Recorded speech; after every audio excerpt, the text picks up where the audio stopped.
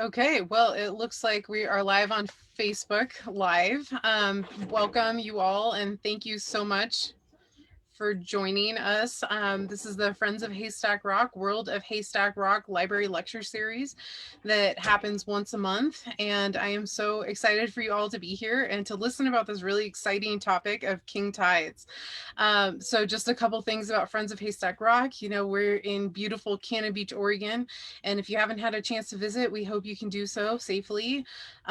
Haystack Rock is just a treasure trove of different things to see, from tufted puffins in the summer to interesting intertidal species in the winter and in the summer, as well as these fantastic weather events that we get. Sometimes in the winter, we get just incredible storms that are just so much fun to watch and interesting from a safe and dry location, of course. And then things like king tides that are impacting our coastline as well. So Meg will talk about that in just a moment here. But first, I also want to remind you all of the photo contest that the Friends of Haystack Rock has. It wraps up for this one on December 15th, and it's focusing on the little things, the macro things. So get your camera and take some pictures of starfish or hang on, let me mute John real quick. Some starfish or sand dollars or whatever else you get to see on the beach, or even come up with something really creative. I'm definitely sure there's so many creative people out there that can take incredible pictures of Haystack Rock, things that we've never thought of before. So get those out and make sure to send those to the Friends of Haystack Rock. We have the information on our website of how to enter, as well as on our Facebook as well. So make sure to do that. So today we have Meg Reed, who is the Coastal Shores Specialist for the Oregon Coastal Management Program. She is going to be talking about the King Tides Project, as I mentioned. She provides technical assistance to cities, counties, and state agencies regarding land use planning related to coastal shore processes and geological hazards. Meg also coordinates the Oregon's King Tide Photo Project, and she'll mention more about that in a little bit here. And Meg's background is in marine science and natural resource management, as well as science communication. So we're just so excited to have her on. Those of you watching on Facebook Live, we will be doing questions, so make sure to write your questions in the chat. Someone is monitoring that, and then they'll get that to us, and we'll ask Meg at the maybe halfway or 3/4 of the way through her talk. She has kind of a break for questions, so make sure to ask questions and also tune in for the answers. So thank you again, Meg, and take it away. Great, thank you so much. Good evening, everyone. Thanks so much for joining and having me on this lecture series. So as Hannah mentioned, I'm Meg Reed, and I work for the Oregon Coastal Management Program and co-coordinate the Oregon King Tides Project along with our partners Coast Watch, which is the volunteer arm of the Oregon Shores Conservation Coalition. We've been partnering on this project for over a decade now. So tonight I'm going to talk a little bit about not only the King Tides Project, which I'll talk about towards the end of my talk, but also about sea level rise and climate impacts on the Oregon coast. So I wanted to talk a little bit first about who we are in the Oregon Coastal Management Program.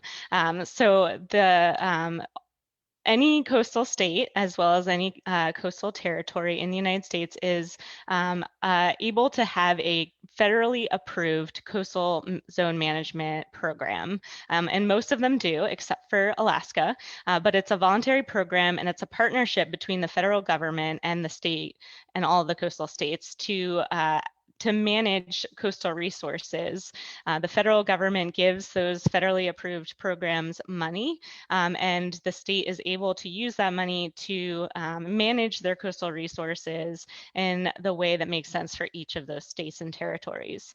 So Oregon's Coastal Management Program was approved in 1977, and this is the overarching piece of legislation that allows this partnership between the federal and state governments to happen is the Coastal Zone Management Management Act of 1972.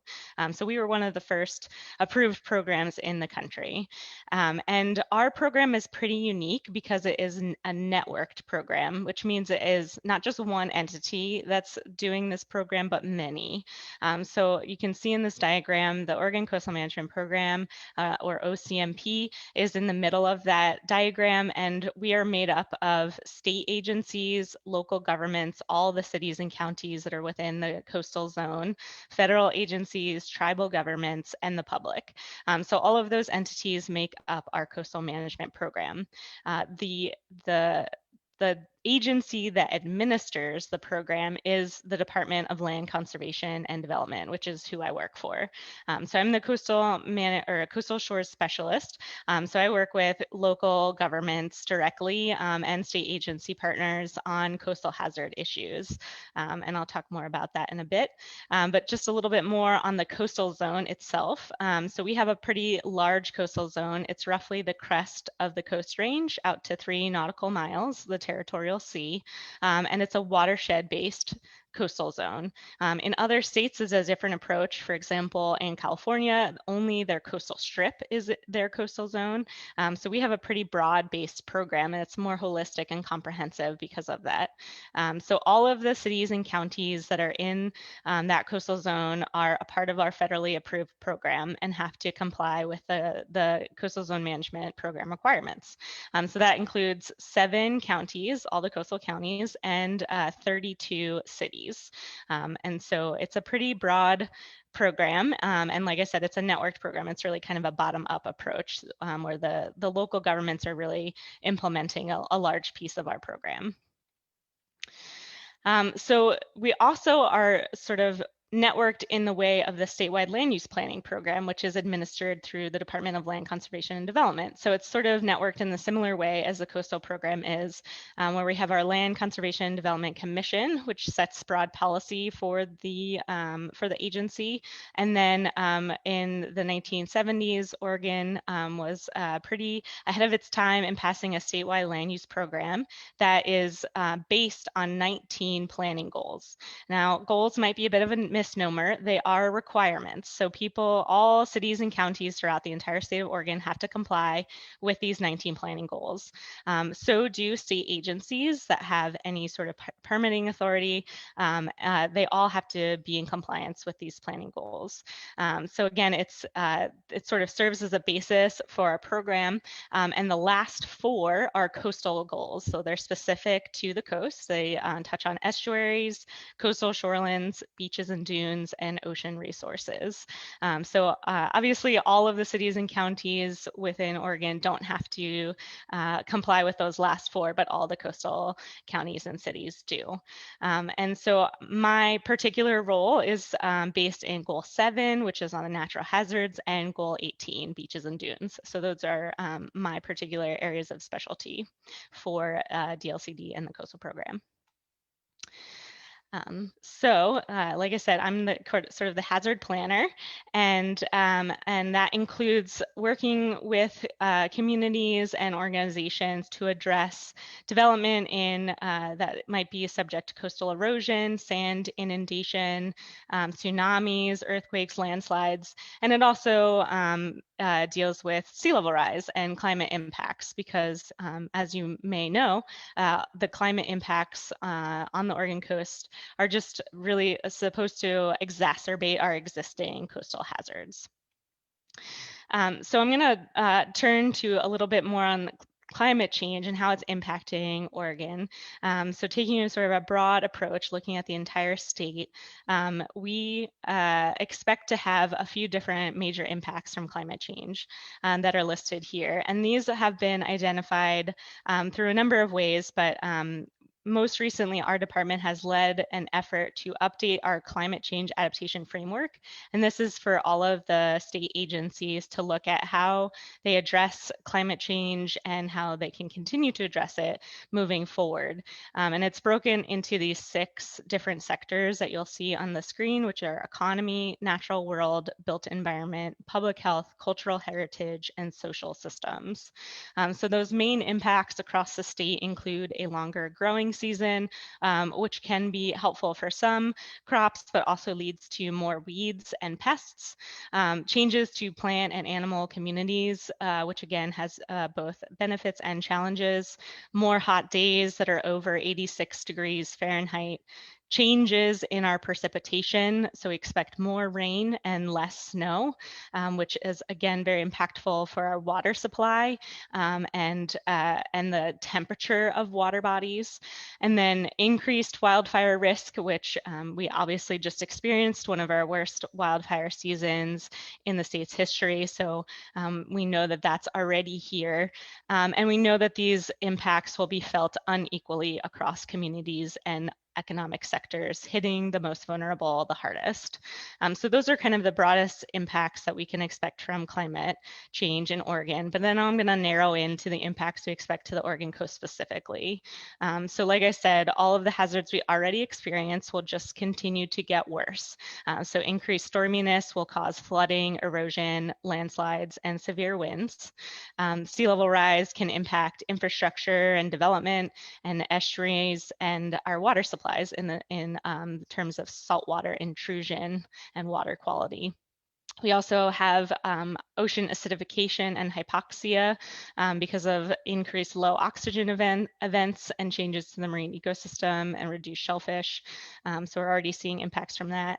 And then we expect to have an immigration of climate refugees who are leaving harsher conditions elsewhere. While we might be having impacts here on the Oregon coast, we know that it will be better than some other places. And so expecting people coming in from other states or parts of the world that are having worse impacts of climate. Obviously, the Oregon coast is a pretty rural environment, and so we have don't necessarily have a lot of healthcare systems and transportation networks and things like that to handle a more robust population. So that is something to be planning for with the impacts of climate change. So just to step back a little bit, what is driving sea level rise? So I'll use that acronym throughout this talk, which is SLR, which just stands for sea level rise. So I think this is pretty well known at this point, but just to put a little bit of a graphic to it, thermal expansion is the biggest driver of sea level rise across the world. We know that when water heats up, it takes up a larger volume. So that is one of the ways in which sea levels are rising, is just from the water expanding due to warming conditions. The other parts are glaciers melting, and then also from the retreat of the Greenland and Antarctic ice sheets. There are some resources that I wanted to point out. So if you're interested in looking at sort of a simple bathtub model of sea level rise in Oregon, there is a sea level rise viewer from NOAA, the National Oceanic and Atmospheric Administration, and the URLs there. And that you can search any place in Oregon or in the United States, and you can play around with sea level rise scenarios. On the left-hand side, you can say, you know, I want to see what it looks like with 6 feet of sea level rise or 2 feet of sea level rise in different places. So this is a screenshot for Siletz Bay, just south of Lincoln City, with 4 feet of sea level rise. And while this is informative to some extent and interesting to look at, it is, like I said, a bathtub model, which means that it's just taking sea level, it's just adding sea level rise to the picture. It's not showing the whole picture. And that's what I'm going to talk a little bit more about now, about sea level rise locally here on the Oregon coast. Obviously, every place in the world is experiencing sea level rise in different ways because of their local variables. So here in Oregon, we have a lot of different weather patterns that really influence our sea level rise or our sea levels. One is the El Niños that we experience seasonally. They elevate water levels, produce higher wave energy, and shift the predominant wave direction. With a warming climate, we expect to have more El Nino winters, which can lead to more erosion and flooding and impacts from storms. We also experience vertical land motion through tectonic uplift from the subduction zone that is off our coast, and also from glacier rebound. So as the glaciers are melting, they're changing where they are in the water column, and that's also affecting our land. And then we have decadal seasonal patterns like the Pacific decadal oscillation, which also influences our water levels. So for our region specifically, we are thinking that we'll have a variation of between a half a foot and 5 feet by the year 2100. And that variability is really because of we don't know where we're going to go in terms of greenhouse gas emissions. So there's some variability in those projections, but those are things that are a little bit more downscaled to our particular environment here in Oregon. And so before I said the bathtub model is interesting, but it's really not that informative. So we actually really want to look at total water level. That's what's really important to us when we're thinking about adaptation and the impacts of sea level rise. And that's the combination of all the different water levels. So you have, the regular high tides, low tides every day. Then you add sea level rise, and then an El Nino, a coastal storm with maybe 20-foot storm surge, and then it happens at the same time as a king tide. So all those things sort of build on top of each other, and that combination of water levels is what we call total water level. And that's that's the thing that we care about, because that's the thing that has the most impact on different pieces of infrastructure, houses, on people's safety, on ecosystems. So that's really what we're talking about when we're trying to think about the impacts of sea level rise. We're thinking about total water level. So here's an image that kind of helps to show what I'm talking about. This is from a storm in 1999 down in Port Orford on the southern Oregon coast. You can see that there is a barrier beach out in front of this lake, coastal lake, and its elevation is 24 feet. And the calculated total water level for this particular event was 26 feet. So there were about 2 feet of water that went over that barrier beach from the storm surge and the total water level. So you can see it has a pretty big impact. It's a lot of water coming in really fast. And so if that had been development or a road or something like that, you can imagine that it would have had some pretty big impacts. So that's an example of total water level. So now I'm going to turn to talking about how are we trying to understand sea level rise in Oregon right now. And this is definitely not a comprehensive list. There's a lot of things happening in a lot of different sectors, but I'm really going to focus on things that either our program has initiated or things that we're involved with. And the first one is something that was completed a few years ago. We did a sea level rise inventory in all of Oregon's estuaries except for the Columbia River. So we looked at a couple of different scenarios for all of these. For these estuaries that did take into account sort of the total water level through flooding scenarios under different sea level rise projections, and then looked at how that might impact different assets like critical and essential facilities and transportation networks like airports, railroads, and highways. And so you can see the screenshot of the Coos Bay estuary under for the year 2050 under a flooding scenario. And you can see the different icons for those critical, potentially impacted assets throughout the region. And this is another graphic to show the analysis. So again, you can see how this total water level is really important. So you have sea level rise plus 1% chance flood event and a 50% chance flood event for each of those sea level rise projections for 2030, 2050, and 2100. And the same thing on the graphic on the right with all the estuaries lined up by their location.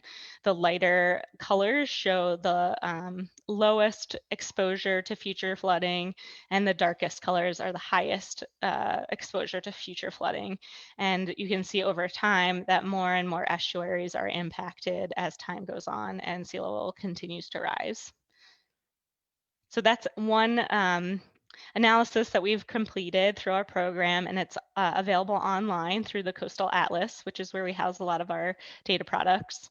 So this is available to planners and others who are interested in utilizing this information in their planning. For example, the Oregon Department of Transportation has been using this exposure analysis with their highways throughout these regions. Another similar project that happened almost at the same time was looking at wetland migration zones. So they again looked at all of Oregon's tidal wetland areas and under sea level rise scenarios and tried to look at areas where wetlands could migrate landward to keep up with sea level rise and where they could not. So that was a study that was done by Laura Brophy and others, and she presented widely and her partners to a large audience. So you may have heard about this study already, and so I'm not going to go into the details, but you can see at the top there, that's a king tides photo from the Siletz Bay Wildlife Refuge when it's an average high tide on the left-hand side and during a king tide on the right-hand side. So you can see the big change in water level from a king tide. So another project that I wanted to highlight that our agency has been involved with in helping to shape is called Envisioning Resilient Coastal Futures, and it's led by Oregon State University and the Climate Impacts Research Consortium with many other partners. And they're building a pretty robust modeling tool that can help envision alternative futures, looking at both the human and natural systems combined and how they can respond to each other. So there's lots of different inputs that they put in from the data sources and then metrics to try and figure out how different policy scenarios would play out on the landscape. And so I'll show an example of how that looks on the ground. This is some results from Rockaway Beach in Tillamook County. That looked at how armoring, or when homeowners place like riprap or seawalls in front of their homes to protect them from coastal erosion, how that impacts beach accessibility, meaning the ability for people to walk north to south on the beach. So as you can imagine, as you put up armoring, but the sea level is rising and erosion is happening, that narrows the width of the beach. And so in some cases, it can prevent passage from a north-south perspective. So you can actually, with the model that they've built, you can look at how different types of policies affect beach accessibility. So for example, if we just keep policies the way they are now, if we allow anyone to armor under any circumstance, or if we did a realignment where you actually remove infrastructure and development away from the shoreline and allow a more natural beach to occur and retreat to happen naturally. So you can see under those different scenarios how that plays out. And so on the right-hand side, you can see that the more armoring you do and the more you allow armoring, the less beach accessibility you have going forward into the future. So that's a really cool project that's looking at that in many different circumstances. And they're working directly with policy and management practitioners so that we can try to see what kind of policies and strategies are realistic for the Oregon coast and how that impacts things that we want to see on the outcome side. It's an ongoing project, and we're hoping that the results will continue to help us do some sea level rise planning. So kind of now, what do we do with this information to try to help communities adapt to these impacts of climate change? So it's definitely ongoing. And again, this is not a comprehensive list, but I wanted to point out a few different strategies that we're trying here at the coastal program. So as I mentioned before, we have these 19 statewide planning goals. They were developed in the early 70s, and for the most part, not really updated since then. And none of them directly address climate change or require communities to plan for it. So there is an effort underway to try to actually update those statewide planning goals to integrate not only climate, but also equity, and require that through local government and state agency planning. Our staff are also working to create some model code and resources for local land use planning so that communities, if they choose to on a voluntary basis, address climate change through their comprehensive plans and land use ordinances. So that's something we'll be working on for the next couple years. And then we definitely always provide support for local governments and state agencies to change the way we do business. That's something that we all, as state government agencies, we all need to do. And it's definitely been a directive from the governor over the last year that's become more of a priority and something that all of state agencies need to address. And then here specifically at the Coastal Program, we also are hoping to develop a managed retreat program.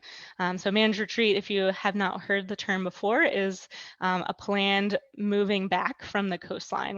When you're planning for and actively moving facilities away from the coastline in order to adapt to sea level rise and other climate impacts. If you don't do managed retreat, you end up doing unmanaged retreat.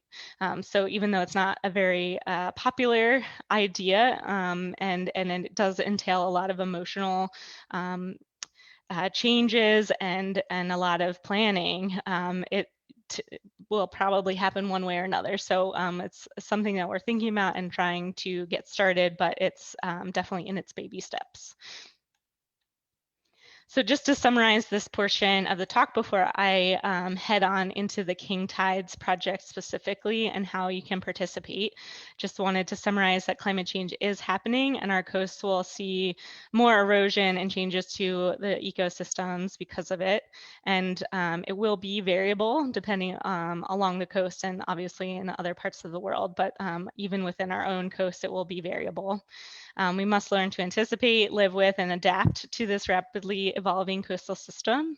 And we need to, as managers, plan for coastal shorelands and try to be more effective at adapting.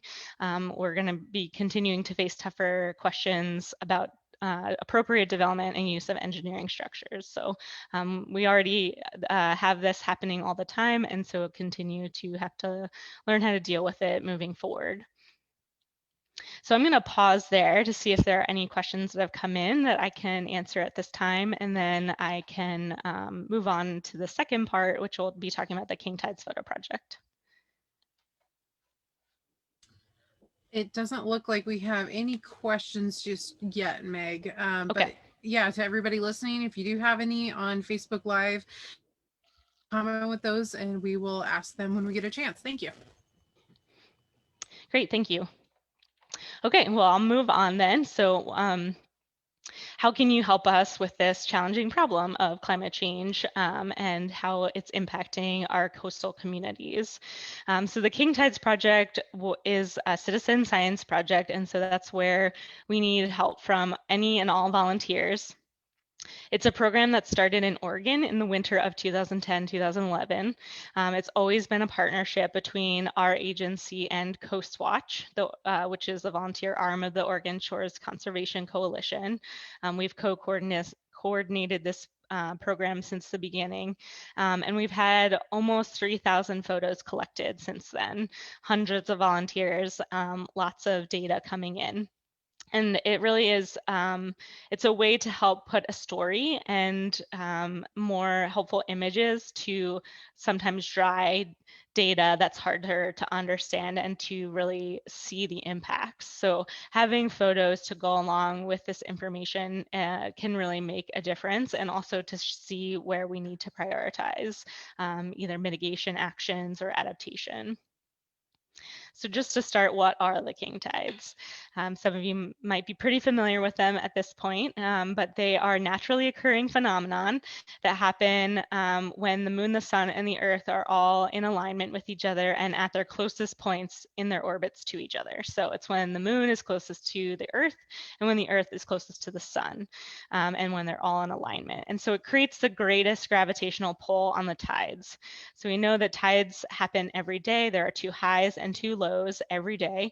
As the moon and the sun and the earth change in their positions to each other, then that is what changes the gravitational pull. And can change the tide heights.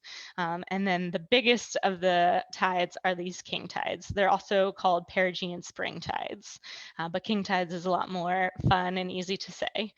Um, and they can be quite a bit different than an average high tide. So you can see in this image on the top, that's a king tide. And on the bottom, it's the same location at an average high tide. So it can be quite a bit different from anywhere from like 2 to 5 feet.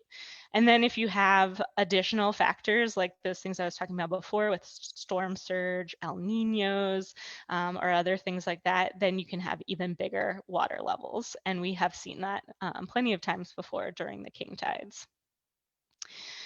So we can use these images to help us map sea level rise. So this is an example of how we've used these photos in the past. On the left-hand side, these are pictures taken during a king tide of downtown Halem, and this is Highway 101 going through town.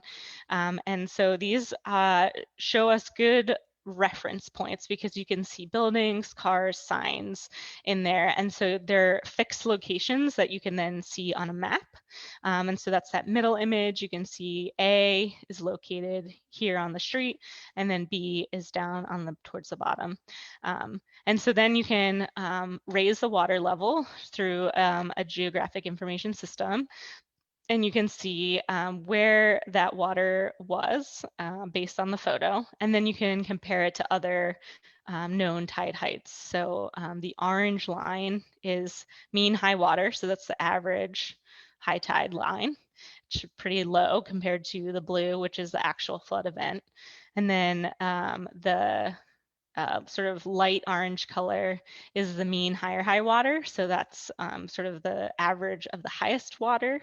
And then the yellow is the expected highest high tide every 2 years, which is 10.7 feet. And this actual flood event was 11.8 feet. So it was even higher. So it's just really interesting to see how the king tides event actually compares to other data points over time. And you can see how this can be really impactful, in especially in a downtown area where it's a major highway going through.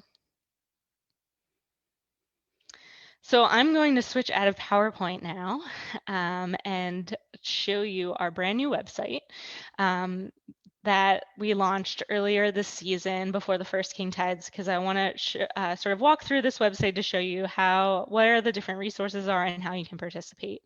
So our website is OregonKingTides.net, and this is the landing page. And from the front page, you can get to, I think, pretty much everything you need to get to quickly. So there's a participate, submit, and explore button. The participate is kind of shows you the steps of how to participate, and the explore is how you can look through past king tides photos as well as the current season. And then the submit takes you directly to the photo submission form. And I would just really emphasize that we want you to submit your photos through this form. We've had people submit photos through email or on Facebook or Instagram. That stuff doesn't get into our long-term database. And so if you want your data to be part of this data set, you really need to submit it through our online form. And that's through the submit button.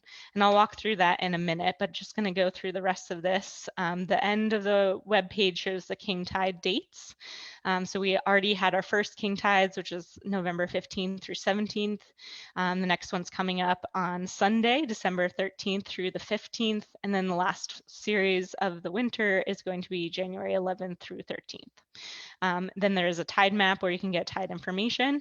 And then on the bottom is just some background information about who we are and connecting to our social media.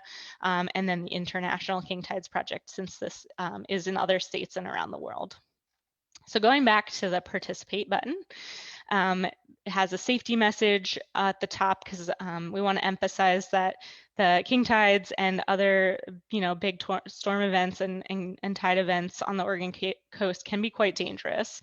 So you need to definitely check the tides, check your weather, and typically it's not a good idea to go down on the beach. And you need to be in a safe place, obey signs and safety messages, and make sure you always are aware of the water because there can be sneaker waves and drift logs and things like that. So people have have died before because of the ocean and sneaker waves, so it's definitely not something to take lightly.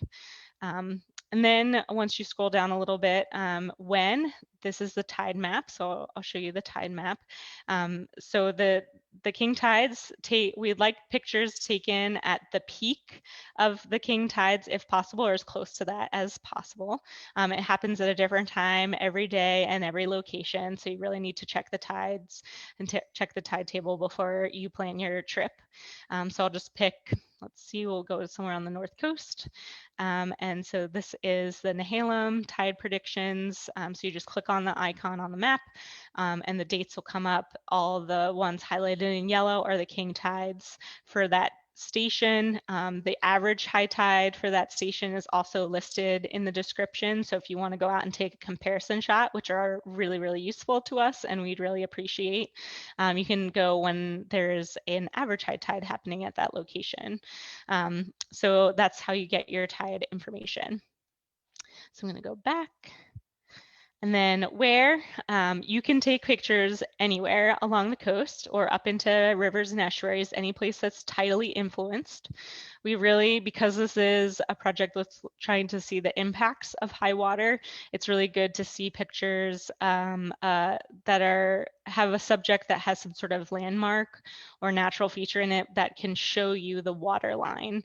So against, this is with a bridge and a seawall, something with a dock or jetty and bridge, those sort of things are really helpful landmarks and can help us see the impacts of the high water.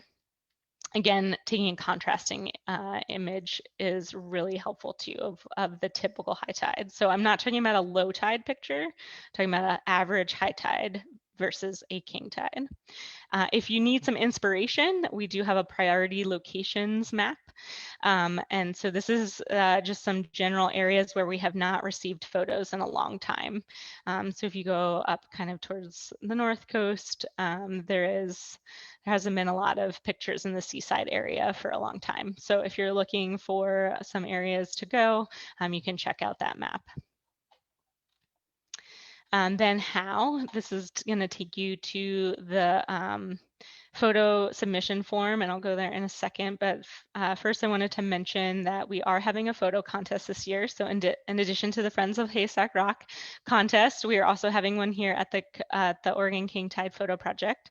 We're partnering with the Oregon Coast Visitors Association to host the contest, and we will announce the winner in early February. First prize is a $100 Amazon gift card, and then we also have some Oregon Coast Visitor Association gear for the second and third prizes. But you can only enter, or your photos are only counted for the contest if they're submitted through our online form.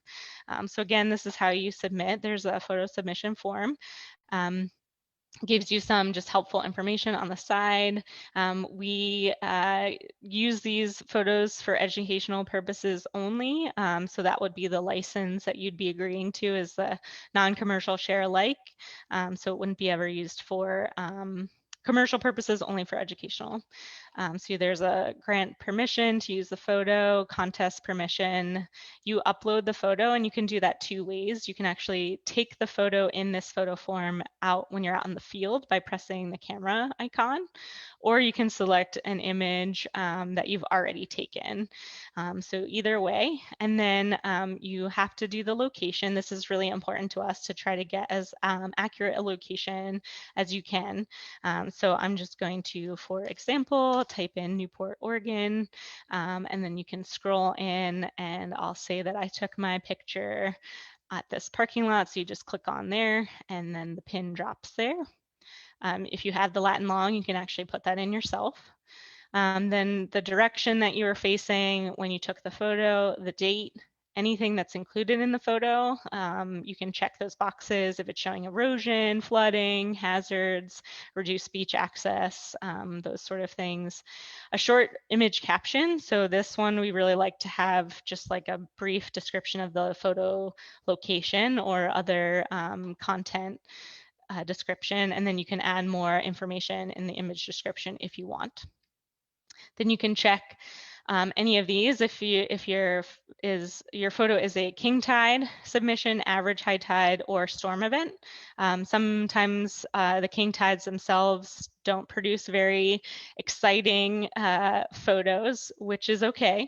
They might be sunny, calm days, but then maybe a week later, you might have a 20-foot storm surge that creates some big waves and causes lots of erosion, and you take a picture of that. You can also submit that. The king tides is really just a predictable occurrence, so that's why we encourage people to go out and take pictures then. But there are other big events that have definitely high water impacts, and so if you want to submit those, you're welcome to do that as well. You can add up to 10 photos per photo submission form, and there's a little plus on the bottom of that form that you just click on to add another photo, and you just go through the whole thing again. And then at the end, you just put your name if you want, your name or your handle, and then click submit. And if you want to do more than one form, once you submit, it will take you to just a screen that says, thank you for submitting. If you just hit refresh, it will take you back to the home page, and then you can do another photo form. So if you wanted to do more than one, but you can do up to 10 photos per form. And we're really not looking for a laundry list of photos. We just want your best 4 or 5. Something that are like, if each of your photos is showing something unique, that would be good. But if they're all basically of the same thing, we don't need to have 5 of those same things. Now I'm going to go to the About section. This just has some background about King Tides, project's purpose, and about who we are. The Connect page brings you to our social media accounts. So we have a Flickr page, and this is a really good resource for viewing all the photos that have been submitted over the past decade. They're all organized by season, and there's some aerial imagery, and there's some specific ones for comparison photos and coastal hazard photos and so on. One thing I would like to mention, because I think it's an underutilized tool, is the search feature on Flickr is actually pretty good, and our photos have been pretty well tagged. So you can type in, say, like flooding, and you should be able to find all of the photos that have flooding in them, from both our own photos and other people nearby. But that's a really helpful way. You can also search by year, you can search by location. So it's a good feature, so you can browse through photos and you can use them too. They're all available to download through Flickr in different sizes, and they're generally all under the Creative Commons license. So you can actually use them for non-commercial purposes if you'd like. We also have an Instagram and a Facebook, and then we have an email list. We send periodic emails to talk about the King Tide dates and any events like the one we're doing tonight. So you can just put your email in there. They're pretty infrequent, so we definitely won't be loading up your inbox. This just has a live feed of our Instagram account, as well as an option to look at some recent news articles that have been published about the king tides in Oregon. The photo gallery is basically very similar to the Flickr one. It's just a slightly different format. So you can look at the comparison images of king tide versus average high tide. Highlights is just a curation of our favorite photos submitted over the years, so that's a good one to look through. The current season shows the ones that have been submitted so far this year. Hazards, the ones that show different hazards that have happened during king tides. The all-time one, I'll get to in a second, and then the aerial imagery I mentioned is all the ones that have been taken either through, they're usually taken through our partnership with Lighthawk, which is a conservation flight company that has partnered with us several times to take king tide photos in the air. So those ones are pretty cool to look at. The all-time one I wanted to mention specifically because I know this one might feel frustrating to some people. It's a frustrating one to me as well, but it's just actually a map of all the locations of photos that have been submitted over time to us, but it doesn't actually let you look at the photos themselves. And that is because we have so many photos that it would bog down the bandwidth of your computer if we loaded them all into one space. And that would just probably crash everyone's computer. So we don't actually have a good technology way to show all the photos in this type of map format yet, but hopefully one day we will. That's why I'd really recommend the highlights album or just going to our Flickr page directly. But this one is cool because it shows you where a lot of photos have been taken and where photos have not been taken. And it's colored by year. So you can see that there were, most of these photos were taken in 2012, 2013. So, it's been kind of a while since we've had photos in this location. So that one's an interesting one to play around with more from that perspective. So those are the main photo albums, and we have some of our top contributors from Flickr. You can look at their photos directly and then submit your photo. And then lastly, we have an events page that talks about any of our upcoming webinars or other events. We used to do in-person events before all the king tides. Obviously, we don't do that anymore, but webinars can help us to talk with more and varied people from all over the country, which has been exciting. We had a talk about tides a couple weeks ago that was really interesting that we wouldn't have been able to do an in-person event for. So that's kind of a cool feature of doing all the online meetings now. Our next one is coming up on January 7th at 6 p.m. We'll have some researchers from Oregon State University talking about dunes along the Pacific Northwest, which will be really interesting. And I'll show how beach grass has really shaped our dunes along the Oregon coast and sort of what we're finding out about that. So that's kind of an overview of the King Tides project and the new website. Hopefully it was helpful and not too overwhelming. But yeah, I would really encourage everyone to participate in these, take your photos and please submit them through the online photo form. If you have questions, you can always email me about how to use it or how to participate. But that's it for me, and I'm happy to take questions, or if you have any things you wanted to discuss more, I'll just go back to my last slide so you can see my contact information if you want to get in touch. Thank you. Hey Meg, that was awesome. That was great.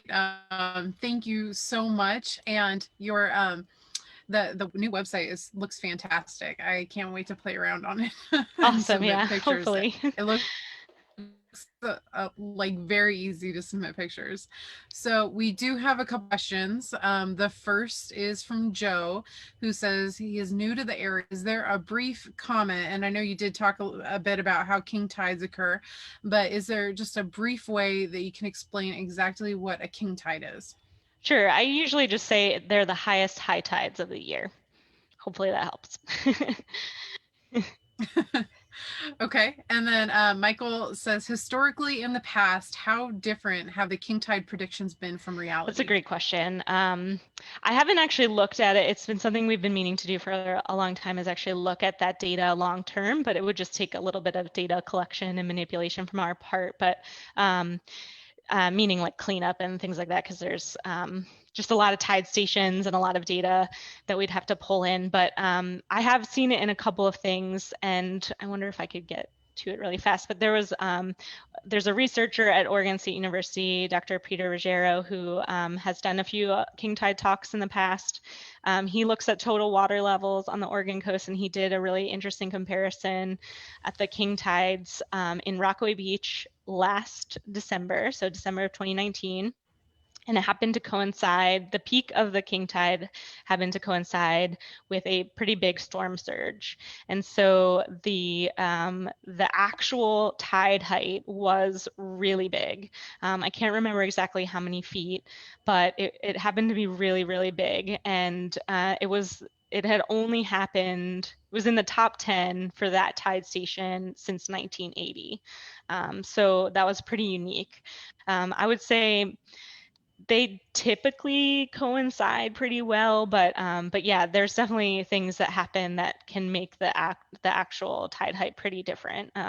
Storm surge, it could be like totally flat and sunny. There are a few years, probably when I first started doing the King Tides project, every single king tide was like perfectly sunny, clear, calm day. So really boring photos. I mean, it's good news for lots of things, but boring pictures. So So I don't really know the percentage of actual versus predicted, what the differences are, but it can be quite different. Okay, so this next one is a two-part question. How does rainfall and snow melt impact king tide flooding areas in areas like Seaside that have a lot of converging streams? And then would you go about modeling those impacts? Or do you model those impacts? Um, we don't necessarily model those impacts. I'm sure others are. But I would say yes, in areas that are like more freshwater inputs, like smaller rivers and creeks and things like that, those would be more influenced by precipitation events than, like bigger estuaries, the mouths of bays and the ocean. But it still can have an impact if there's a lot of flushing coming downstream at the same time as a big tide. That can certainly happen. But yeah, I would say precipitation can have a pretty big impact in water bodies that are more upstream. Okay. And then Bob says, I think of higher tides occurring during the full moon, but it appears that king tides occur during the new moon. Is that true? It can be both. Yeah, and I mean, it certainly has, it's related to the moon cycles, because it is, where where the moon, the sun, and the earth are all aligning. I actually don't know the answer for sure. Like, is the king tide always on a new moon? I don't know that answer. I'd have to look it up. Um, but yeah, it definitely is always like with bigger moon cycles, because that's when it's closest to the earth and when they're all in alignment. Okay. Have you had success in getting people or municipalities to build away from the coast based on your sea rise modeling? And is there a municipality that is a leader in this planning? Not a ton yet, but we're hoping to do more of that in the near future. I would say we've had some good success recently with tsunami planning, which has, I would say, some co-benefits with planning for sea level rise in that we have some jurisdictions that are prohibiting the development of critical and essential facilities within tsunami inundation zones. And so, if you're not going to build a hospital on like the first block of the ocean, you're also not going to have it be vulnerable to sea level rise. So I think there are some co-benefits with tsunami planning, which we've been doing a lot of over the past 3 or 4 years. Um, I would say there are some sort of like the public works departments are thinking more strategically about where they place new assets and infrastructure and how to retreat some of their older facilities. Oregon's Parks and Recreation Department for sure is thinking about that. They have a priority of retreat in their park facilities instead of hardening. So that's definitely their priority is to like, move or relocate parking lots and bathrooms and walkways and things like that. Obviously, park facilities are a little different than houses, but that is something that they're working on. The Oregon Department of Transportation has also been doing a lot of climate change work. They're actually doing a project right now to identify all the vulnerable parts, segments of Highway 101 that are vulnerable to either coastal erosion or flooding or landslides. And they're going to prioritize those locations for their like need for how quickly they might be undermined and also what kinds of strategies could work there. For example, like would they rather build a seawall versus relocate the highway versus use some natural infrastructure to mitigate the erosion? So they're going to come up with a list of priority projects at the end of that to hopefully help with Highway 101. So those are some areas where they're already doing sea level rise planning. I'd say at the local government level, it's a little bit slower, but it's not necessarily because they don't want to. It's more because they don't have enough information. So that's where we're really heading right now is to give localized products, give assistance to help communities address this. Well, awesome. So those are all the questions that I saw on the Facebook for you. But thank you so much. And you had your information posted. So if anyone does have questions that pop into their head, is that the best way to get a hold of you? Yes.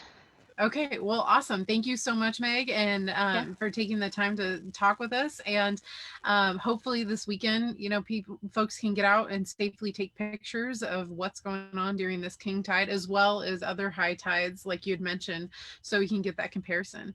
Yeah. So, thank you all for tuning in to the Friends of Haystack Rock World of Haystack Rock Library Lecture Series. I hope you had a wonderful time. I certainly know I learned a lot about the king tides, and we look forward to seeing you at the next one. So check us out on Facebook for the information for the next talk. And you all have a safe and happy December, and we'll see you in January. Thank you so much.